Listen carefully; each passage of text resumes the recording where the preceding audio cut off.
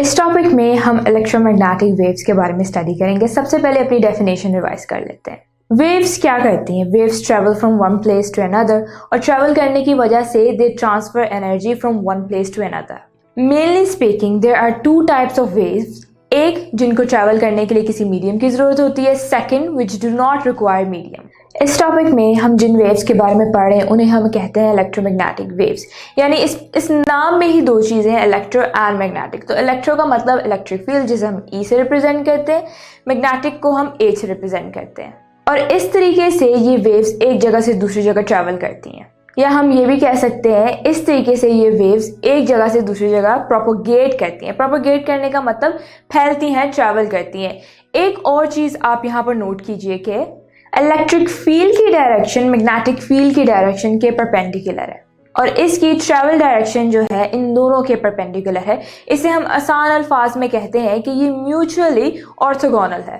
तो electromagnetic waves की अगर हम इंट्रोडक्टरी बात करें तो ये बहुत इंपॉर्टेंट क्लास ऑफ वेव्स हैं, क्योंकि प्रेजेंट दौर में जो हम टेलीकम्युनिकेशन करते हैं, यानी मोबाइल फ़ोन, इंटरनेट, ये सब कुछ, और इवन रेडियो जो हम सुनते हैं, ये सब इलेक्ट्रोमैग्नेटिक वेव की हेल्प से ही मुमकिन है। दूसरी बात, ये वो टाइप ऑफ वेव है जिनको एक जगह से दूसरी जगह ट्रैवल करने के लिए किसी मीडियम की ज़रूरत नहीं पड़ती, और ये इवन वैक्यूम में से भी गुजर जाती हैं। सबसे पहले इन वेव्स के बारे में मैक्सवेल ब्रिटिश फिजिसिस्ट थे, उन्होंने इन वेव्स को स्टडी किया और इस फिनोमेनन को डिफरेंट मैथमेटिकल इक्वेशन की हेल्प से एक्सप्लेन किया। अब ये प्रोपोगेट कैसे होती है, मतलब एक जगह से दूसरी जगह ट्रैवल कैसे करती है। पिछले टॉपिक में हमने पढ़ा कि change in a magnetic flux create an electric field.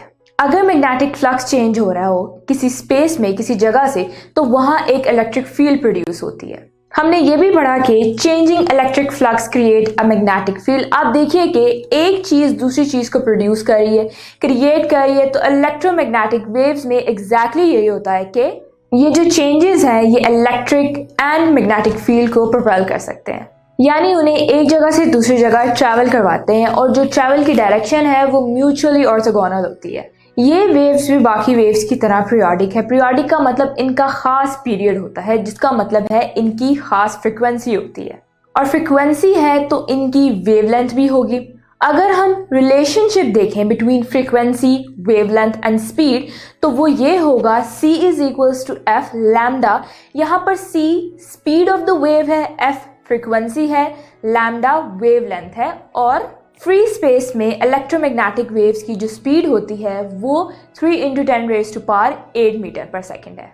अब हमने कहा इन वेव्स की फ्रिक्वेंसी होती है, जो एक बहुत सारी वेव्स को क्लासिफाई कर सकते हैं उनकी फ्रिक्वेंसी की बेसिस पर। तो हमें मालूम है रेडियो वेव्स, जिनकी वजह से रेडियो चैनल्स होते हैं, माइक्रोवेव जो हमारे घरों में माइक्रोवेव होते हैं उनमें भी ये यूज़ होती है। फिर इंफ्रारेड वेव्स होती हैं, विजिबल लाइट है, एक्सरे है, और गैमा रेज हैं।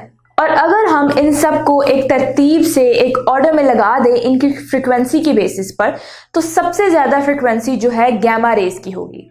सबसे ज़्यादा अगर इसकी फ्रिक्वेंसी है तो इसकी वेवलेंथ सबसे कम होगी।